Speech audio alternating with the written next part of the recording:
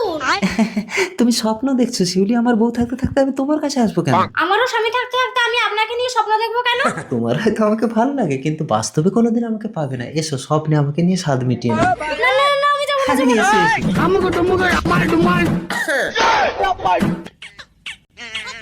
কি গো শুনছো, তোমার দাদাকে নিয়ে না কি বাজে একটা স্বপ্ন দেখলাম।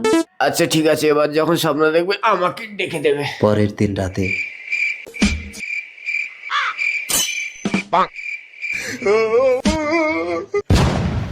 তুই উঠলি কেন? এটা তো ও স্বপ্ন দেখছি। কই আমি উঠিনি তো, তুমি আমাকে ওর স্বপ্নে দেখছো দাদা। এই এই কথা ধরো ধরো বলছো? ধরো দাঁড়াও, ধরে রাখো, ছাড়বে না, আমি বৌদিকে ডেকে নিয়ে আসি। বৌদি। কি হয়েছে ঠাকুরপো? দাদা তো বৌদির ঘরেই ঘুমোচ্ছে, তাহলে আমার ঘরে ওইটা কি? কিছু বলবে? না না কিছু না বৌদি। এই শিউলি ছেড়ে দাও ছেড়ে দাও, কেন? পরে বলছি। ঠিক ভাই, তো দাদা